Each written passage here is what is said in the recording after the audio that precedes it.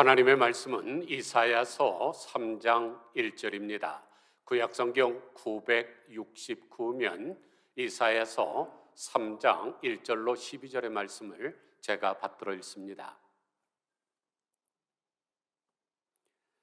보라, 주 만군의 여호와께서 예루살렘과 유다가 의뢰하며 의지하는 것을 제하여 버리시되 곧 그가 의지하는 모든 양식과 그가 의지하는 모든 물과 용사와 전사와 재판관과 선지자와 복술자와 장로와 오십부장과 귀인과 모사와 정교한 장인과 능란한 요술자를 그리하실 것이며 그가 또 소련들을 그들의 고관으로 삼으시되 아이들이 그들을 다스리게 하시리니 백성이 서로 학대하며 각기 이웃을 잔해하며 아이가 노인에게 비천한 자가 존귀한 자에게 교만할 것이며 혹시 사람이 자기 아버지 집에서 자기의 형제를 붙잡고 말하기를 내게는 겉옷이 있으니 너는 우리의 통치자가 되어 이 폐허를 내 손 아래 두라 할 것이면 그날에 그가 소리 높여 이르기를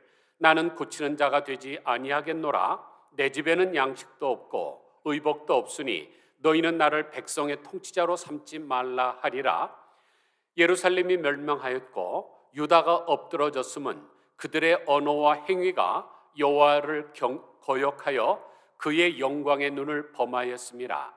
그들의 안색이 불리하게 증거하며 그들의 죄를 말해주고 숨기지 못함이 소돔과 같으니 그들의 영혼에 화 있을진저 그들이 재앙을 자취하였도다. 너희는 의인에게 복이 있으라 말하라. 그들은 그들의 행위의 열매를 먹을 것이며 악인에게는 화가 있으리니 이는 그의 손으로 행한 대로 그가 보응을 받을 것임이라. 내 백성을 학대하는 자는 아이요 다스리는 자는 여자들이라. 내 백성이요 내 인도자들이 너를 유혹하여 내가 다닐 길을 어지럽히느니라. 아멘. 여러분들은 십계명을 잘 아십니다. 그러면 왜 하나님께서 하필이면 10개의 계명을 줬을까요? 성경을 보면 7자와 12자가 하나님이 좋아하시는 숫자인데 왜 10개를 주셨을까요? 신학자들은 이렇게 해석합니다. 인간의 손이 10개이기 때문에 모세가 그것을 발표할 때 필기도구가 없었죠. 종이도 없고 컴퓨터도 없고 그러니까 손가락을 세면서 외울 수 있게 하기 위해서 10가지 계명을 요약해서 주신 것입니다. 같은 맥락으로 성경 전체의 내용을 5개로 요약을 할 수가 있습니다. 창조, 타락, 심판, 회개, 회복. 창세기 1장을 보면 하나님이 창조한 이야기가 나오죠. 이제 3장부터 범죄한 이야기가 나오고 그 다음에 심판이 임하고 또 회개, 회복이 나옵니다. 그런데 성경의 각 권도 이 5개 단어로 되어 있습니다. 창조는 창세기에만 나오니까 이제는 축복으로 변합니다. 축복, 타락, 심판, 회개, 회복. 하나님께서 인간을 축복을 하시면 물질적인 풍요로 말미암아 인간은 반드시 타락을 합니다. 그러면 하나님께서 돌아오게 하시려고 때리시죠. 그것이 징계요 심판입니다. 그러면 못 살겠다가 아우성 치면 회개하게 되고 자비로우신 하나님께서는 그들을 회복해 주십니다. 그런데 이게 한 번으로 끝나면 얼마나 좋을까요? 사사기서를 보세요. 12사사가 나왔는데 꼭 사사가 나오면 이 이야기들이 계속 12번 반복됩니다. 그러므로 사사기를 볼 때 여러분 시계를 보시면 돼요. 12개가 계속 돌죠. 인간의 역사가 이렇습니다. 그런데 이 5가지 이야기가 한 장에 나온 것이 있는데 바로 오늘 우리가 읽은 이사야서 3장입니다. 그러므로 여러분이 오늘 말씀에 집중을 하시면 성경 전체를 일목요연하게 깨달을 수가 있습니다. 먼저 우리는 이중국적자라는 사실을 알아야 됩니다. 한국과 미국 사람이라는 얘기가 아니고 눈에 보이는 물질적인 세계와 눈에 보이지 않는 영적 세계에 속한 사람들이라는 뜻입니다. 이 물질적인 나라를 우리가 일명 세상이라고 부르고 보이지 않는 나라를 우리가 하나님의 나라라고 부릅니다. 예수님께서도 빌라도 총독 앞에서 재판을 받으실 때 이 두 나라에 대해서 말씀했죠. 요한복음 18장 36절을 보니까 내 나라는 이 세상에 속한 것이 아니니라.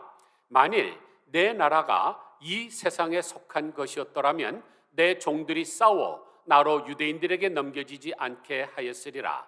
이제 내 나라는 여기에 속한 것이 아니니라.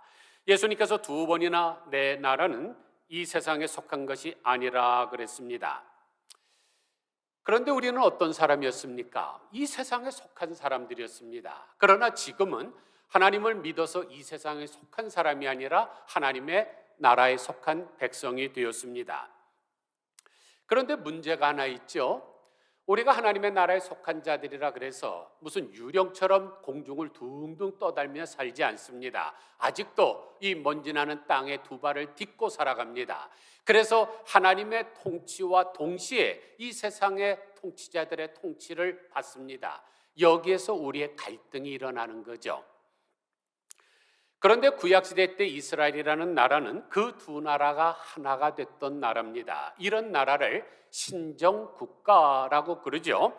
하나님께서 친히 다스리는 나라라는 뜻입니다. 그러므로 이 두 나라가 일치했던 처음에는 갈등이 없습니다. 항상 하나면 통일되게 돼 있죠. 그런데 450년 동안 사사시대를 지나면서 이스라엘 백성들이 외침을 참 많이 당했습니다. 그때 그들의 사고관에 큰 변화가 일어났습니다. 자기들이 외침을 받는 까닭은 강력한 중앙 통치 제도가 없기 때문이라, 다시 말해서 왕이 없기 때문이라고 생각을 했던 것입니다. 그러나 그들이 외침을 받은 까닭은 만왕의 왕이신 하나님의 말씀을 불순종했기 때문에 하나님이 심판해서 그렇게 된 것인데, 이것을 가리켜 우리가 적반하장도 유분수지라고 표현합니다. 그래서 이스라엘 백성들이 사무엘 선지자를 찾아가서 왕을 세워달라고 요청을 하죠. 하나님께서 얼마나 실망하셨겠습니까? 그러나 하나님께서 사무엘상 8장 7절에서 이렇게 말씀합니다.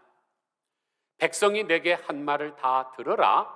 이는 그들이 너를 버림이 아니요 나를 버려 자기들의 왕이 되지 못하게 함이니라. 내가 그들을 애굽에서 인도하여 낸 날부터 오늘까지 그들이 모든 행사로 나를 버리고 다른 신들을 섬김같이 내게도 그리하는도다. 그러므로 그들의 말을 듣되 너는 그들에게 엄히 경고하고 그들을 다스릴 왕의 제도를 가르치라 그랬습니다. 그래서 한 가지 조건만 달고 그들의 요구를 허락하셨는데, 앞으로 세워질 왕들은 하나님의 권한을 위임받은 왕이기 때문에 하나님의 뜻을 따라 통치해야 한다는 것이었습니다. 그런데 시간이 흐를수록 이 왕들이 변질되기 시작을 하죠. 하나님의 뜻대로 나라를 다스리는 것이 아니라 자기의 뜻대로 나라를 다스리기 시작을 했습니다. 그래서 이스라엘이라는 나라와 이스라엘이라고 하는 나라는 세상의 나라와 하나님의 나라 사이에서 갈등하기 시작을 했습니다. 결국 이스라엘은 두 조각이 나고 말았는데, 북쪽에 있는 나라를 우리가 이스라엘이라 부르고 남쪽에 있는 나라를 유다 지파의 이름을 따서 유다라고 부르기 시작을 했습니다. 그러나 이스라엘이라는 이름은 북쪽에 있는 나라가 차지했어도 하나님의 나라의 정통성은 남쪽에 있는 유다에 있습니다. 그런데 남쪽에 있는 유다 왕들도 하나님의 명령을 떠나기 시작을 하자 이제 큰 혼란이 일어나게 됐습니다. 그래서 임금들이 우상을 숭배하게 되었고 백성들은 방종하기 시작을 했습니다. 그러자 이제 하나님께서 그 남쪽 유다를 낮추시기 시작하죠. 그러면 하나님의 말씀에 불순종한 결과로 찾아온 비참함은 무엇일까요? 첫째로 경제적 혼란입니다. 1절 보세요. 보라, 만군의 여호와께서 예루살렘과 유다가 의뢰하며 의지하는 것을 제하여 버리시되 곧 그가 의지하는 모든 양식과 그가 의지하는 모든 물과. 인간에게 꼭 필요한 것은 금과 은이 아닙니다. 양식과 물이죠. 그런데 인간들이 그렇게 그토록 의뢰하며 의지하는 그 양식과 물을 하나님이 제거해 버렸기 때문에 먹을 것과 마실 것이 부족하게 됐습니다. 당연히 경제적인 대혼란에 처하게 된 것이죠. 그러므로 1997년에 한국을 강타했던 IMF나 2008년에 미국을 강타했던 금융위기가 찾아온 것은 경제학자들이 잘못해서가 아닙니다. 백성들이 하나님의 말씀에 순종하지 않았기 때문입니다. 흉년과 기근도 마찬가지죠. 이 먹을 것과 마실 것이 부족하면 빨리 정신을 차려야 됩니다. 지금 내가 하나님의 말씀에서 떠나고 있는 것은 아닐까. 그러므로 지금 미국과 한국 정부가 이자율을 낮추고 경기부양책을 내놓는 것도 중요하지만은 그것보다 앞서서 해야 될 일은 니누의 백성들처럼 모여서 간절한 마음으로 하나님 앞에 부르짖는 것입니다. 하나님이 함께 하시지 않으면 인간의 지혜로 짜놓은 모든 것도 다 헛것이기 때문입니다. 둘째는 인재들이 사라지는 것이죠. 2절 보세요. 용사와 전사와 재판관과 선지자와 복술자와 장로와 오십부장과 귀인과 모사와 정교한 장인과 능란한 요술자를 그리하실 것이며, 여기 그리하실 것이며 라는 말은 아까 바로 앞에서 제하여 버리실 것이며 똑같은 얘기입니다. 그런데 용사와 전사는 누굽니까? 군인이죠. 그러니까 군대에 가도 용감한 군인이 없겠다는 말씀입니다. 재판관은 법정에서 일하는 사람이니까 법원에 가도 참된 재판관을 찾을 수가 없게 되겠다는 뜻이죠. 여러분 이 사람 기억나십니까? 로이 피어슨 워싱턴 행정판사인데 이 사람이 무슨 짓을 했습니까? 2007년도에 정진남 씨가 운영하는 한국 세탁소에다 자기 바지를 맡겼는데 그 바지가 분실됐다고 5,400만 불을 요청했습니다. 아니 금으로 짠 바지에다가 다이아몬드를 수백 개 박았나요? 바지 하나 잊어버렸는데 그거를 5,400만 불을 달라. 그러나 결국 보상도 받지 못하고 재임용에서 탈락돼서 판사직도 잃어버렸습니다. 하나님께서 제하여 버린 것이죠. 또 선지자도 없어지겠다 그랬습니다. 선지자라는 사람은 지금 이 땅에는 없지만은 지금 있는 사람 중에 그래도 제일 선지자와 가까운 사람을 찾으라면 목사라고 할 수밖에 없습니다. 그런데 교회 가봐도 참 목사가 없겠다는 말씀입니다. 비극이죠. 또 장로와 오십부장은 지도자를 가리키니까 지도자 중에 쓸만한 인재가 없겠다는 뜻이고, 모사는 지혜로운 사람을 가리키는데 지혜로운 사람 찾기도 하늘의 별 따기와 같이 되겠다고 하십니다. 그러면 하나님께서 어떻게 그토록 많은 인재들을 한꺼번에 쓸어 없었을까요?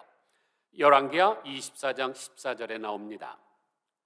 느부갓네살 왕이 예루살렘의 모든 백성과 모든 지도자와 모든 용사 10,000명과 모든 장인과 대장장이를 사로잡아가매 비천한 자 외에는 그 땅에 남은 자가 없었더라.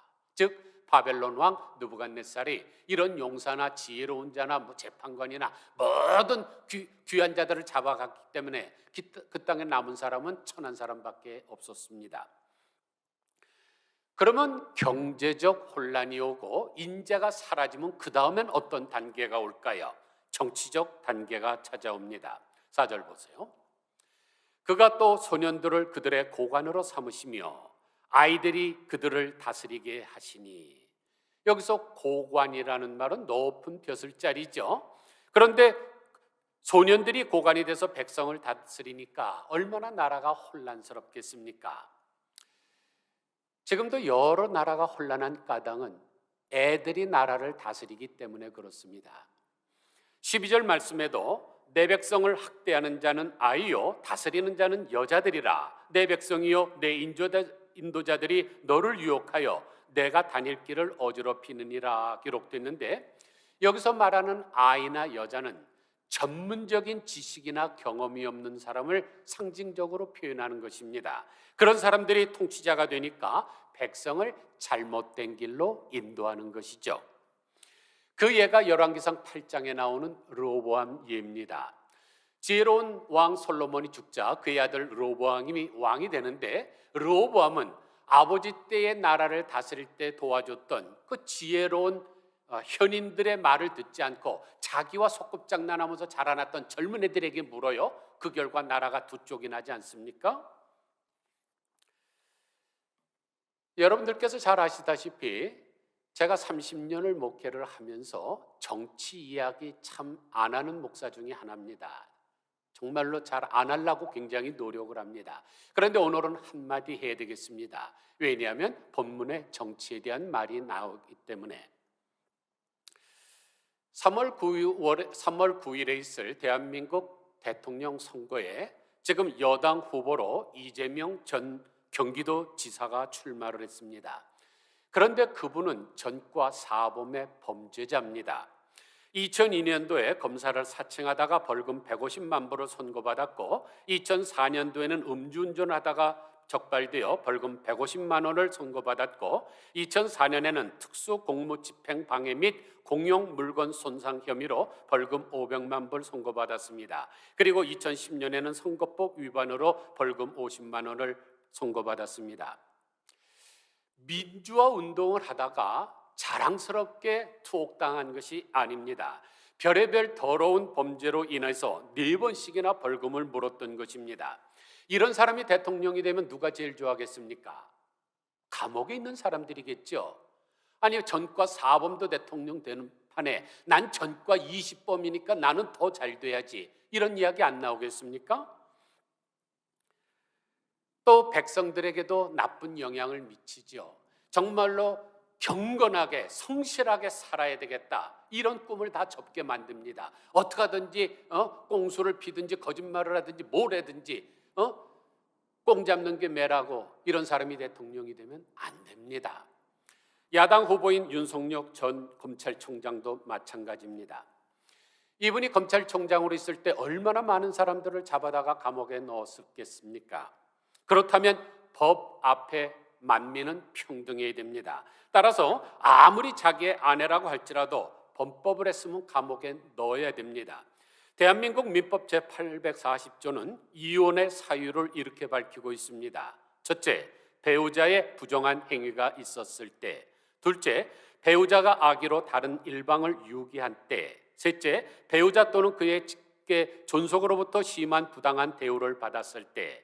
넷째, 자기의 직계 존속이 배우자로부터 심한 부당한 대우를 받았을 때. 다섯째, 배우자의 생사가 3년 이상 불명하지 아니한 때. 여섯째, 기타 혼인을 계속하기 어려운 중대한 사유가 있을 때에 이혼을 할 수 있다고 분명히 민법에 명시되어 있습니다.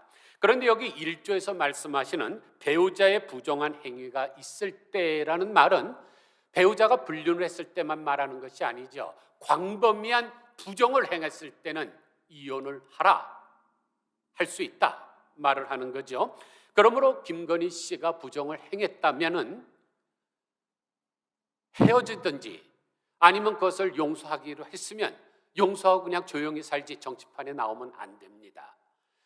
수신 제가 치국 평철하고 자기 가정도 다루지 못하는 사람이 어떻게 나라를 다스리겠다고 대통령에 출마를 합니까? 여러분들은 거울 신경세포라는 말을 들어보셨을 거예요. 영어로 mirror neuron이라고 하는데, 보거나 소리만 들어도 자신이 직접 겪은 것처럼 신경세포들이 활성화되는 것을 말합니다. 쉽게 말하면 관심 있는 사람의 행동을 무의식적으로 따라하는 것을 말하죠.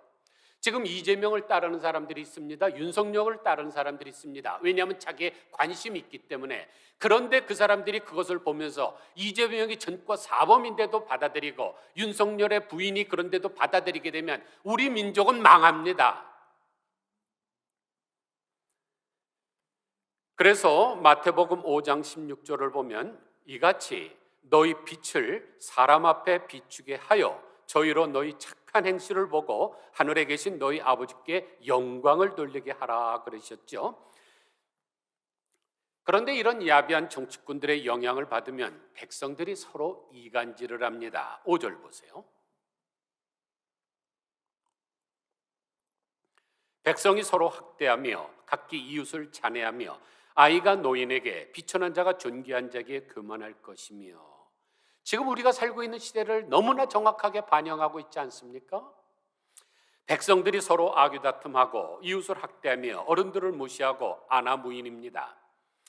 이런 세상에서 어떻게 바른 정치가가 나오겠습니까? 그래서 7절을 보면 그날에 그가 소리를 높여 이르기를 나는 고치는 자가 되지 아니하겠노라. 내 집에는 양식도 없고 의복도 없으니 너희는 나를 백성의 통치자로 삼지 말라 하리라. 무슨 뜻인가요?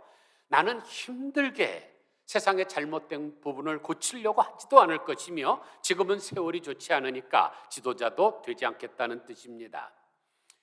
그래서 학과 같이 고고한 사람들은 까마귀 노는 데 가지 않고 초야에 묻혀서 조용히 기다리는 것입니다. 여러분은 호치민이란 사람을 아십니다. 사진 보세요. 어떻습니까? 저는 한마디로 넉마주의 가치가 생겼다고 표현하고 싶습니다. 시골 장터에서 엿장수 노릇이나 할 사람 같이 보이죠? 그런데 안 그렇습니다. 이분은 베트남어뿐만 아니라 영어와 중국어, 프랑스도 유창하게 구사했고 타이어, 스페인어, 독일어, 러시아에도 능통을 했습니다. 그만큼 준비된 사람이죠. 세계화 시대에 대통령이 영어도 못하는 사람이 출마하면 안 됩니다. 다른 나라랑 할 때 그냥 자기 속에 있는 말을 막 할 수 있을 정도 돼야죠. 이 사람은 다 준비가 됐던 사람입니다.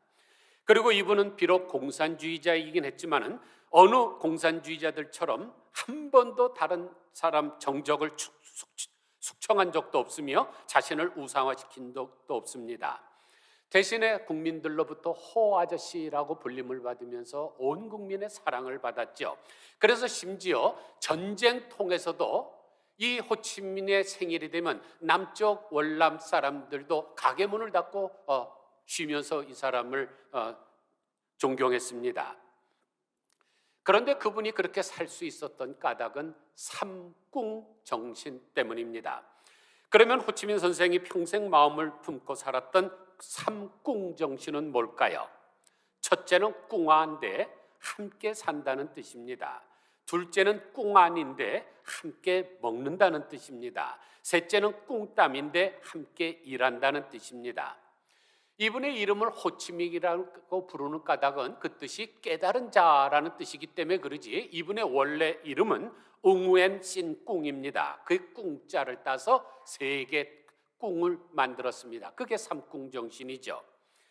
그러니까 명예나 권리나 사리 사욕을 버리고 백성들과 함께 살고 함께 먹고 함께 일하는 정신으로 나라를 돌봤기 때문에 아무런 비리도 없이 깨끗한 정치를 펼 수 있었던 까닭입니다. 그런데 지도자가 돼서는 안 될 사람이 나서니까 문제가 많은 것입니다. 그러면 사회적 혼란이 오면 그 다음에는 또 무엇이 찾아올까요? 네 번째는 문화적 혼란이 찾아오는데 다른 말로 방종이 물밀듯이 밀려옵니다. 16절 보세요. 여호와께서 또 말씀하시되 시온의 딸들이 교만하여 느린 목 정을 통하는 눈으로 다니며 아기작거려 걸으며 발로는 쟁쟁한 소리를 낸다 하시도다. 시온의 딸이라는 말은 예루살렘의 딸이라는 뜻인데 예루살렘은 하나님의 성전이 있는 곳이니까 예루살렘의 딸이란 지금으로 말하면 교회를 다니는 여신도들을 가리킵니다. 그런데 그들이 어떻게 다닌다고 했습니까? 교만하여 느린 목을 하고 다닌다 그랬습니다. 이 느린 목 뭐예요? 기린처럼 목을 길게 늘리면서 고추 세우는 것을 말하죠. 교만한 자세를 가리킵니다. 그러니까 여성도들이 겸손하지 못하고 교만한 것을 말합니다. 또한 정을 통하는 눈으로 다닌다 그랬습니다. 여성도들은 눈빛이 사슴처럼 선해야 됩니다. 경건한 사람은 그렇게 되게 돼 있습니다. 마음의 생각이 눈으로 나오니까 눈이 그런데 근데 정을 통하는 눈 마치 길거리 여자들이 유혹할 때 비추는 것 같이 그런 섹시한 눈으로 다닌다고 말씀하고 있습니다.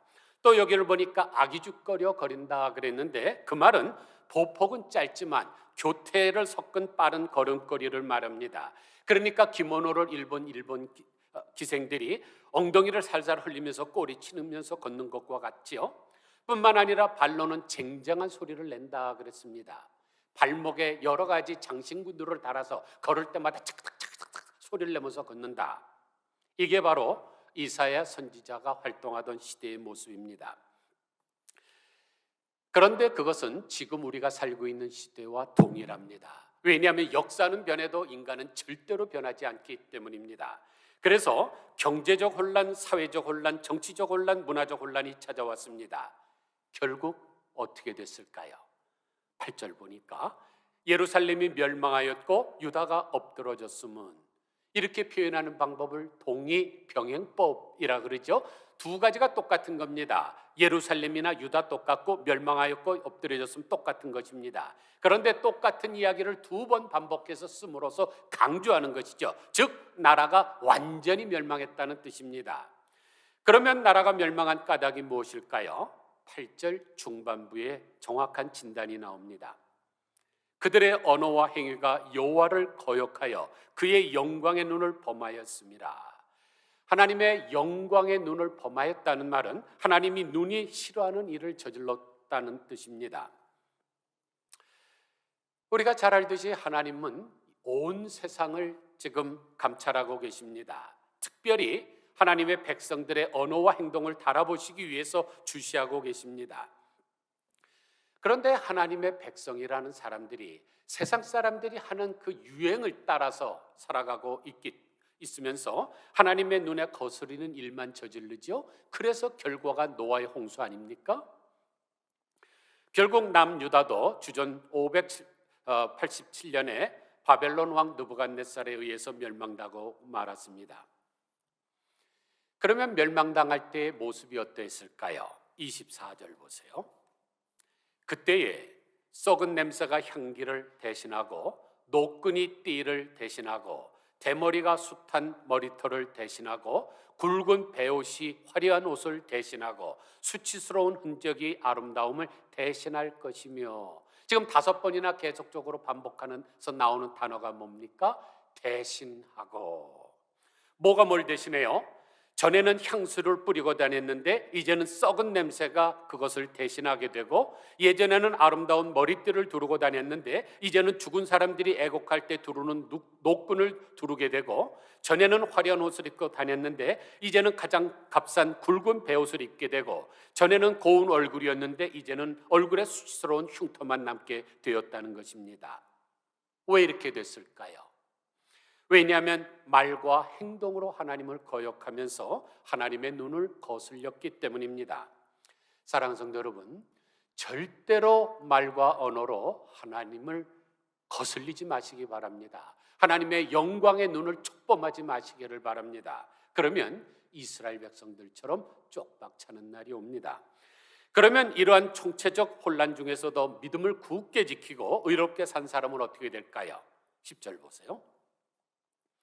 너희는 의인에게 복이 있으라 말하라. 그들은 그들의 행위의 열매를 먹을 것이며, 즉 하나님의 눈과 마음에 드는 사람은 의롭다 하심을 인정받고 반드시 복을 받습니다. 이사야서 60장 17절을 보니까 내가 금을 가지고 노수를 대신하며 은을 가지고 철을 대신하며 노수로 나무를 대신하며 철로 돌을 대신하며 화평을 세워 관원으로 삼으며 공의를 세워 감독으로 삼으리니 무릇 시온에서 슬퍼하는 자에게 화관을 주어 그 죄를 대신하며 기쁨의 기름으로 그 슬픔을 대신하며 찬송의 옷으로 그 근심을 대신하시고 그들이 의의 나무 곧 여호와께서 심으신 그 영광을 나타낼 자라 일컬음을 받게 하려 하심이라. 여기를 보니까 대신하고가 7번 나옵니다. 아까는 어땠어요? 5번 대신해서 정말로 점점 추락했는데 요번에는 거꾸로 대신을 7번에서 점점 화려해지는 것이 나타납니다. 이것이 바로 의롭고 경건하게 사는 사람들에게 주시는 하나님의 복이죠. 말씀을 정리합니다. 오늘 우리들은 성경을 기록한 5가지 원리에 대해서 배웠습니다. 타이어를 생각하시면 됩니다. 타이어림에 5개의 가지가 있듯이 하나님의 구속도 5개의 축으로 돌아갑니다. 축복, 타락, 심판, 회개, 회복. 그러므로 하나님께서 우리를 축복하실 때에 그 물질적인 풍요로 타락하지 말고 심판받지 않는 것이 가장 중요합니다. 그러나 우리가 육신이 연약하다고 범죄했으면 얼른 회개하고 돌아오는 것이 중요합니다. 그러면 자비가 무한하신 하나님께서 우리를 축복해 주시는데 우리를 때리신 5개의 매보다 더 놀라운 7개의 상급으로 채워주십니다. 아무쪼록 힘과 쾌락의 원리를 따라 사는 이 세상 사람들과 같이 살지 말고 오직 천국 시민으로서 하늘나라의 원리를 따라 살면서 하나님께 영광을 돌리고 하나님의 눈과 마음에 쏙 드는 의로운 삶을 사심으로 7배나 대신해서 회복시켜 주시는 하나님의 은혜를 체험하는 우리 모두 다 되시기를 주님의 이름으로 간절히 축원드립니다. 기도하겠습니다.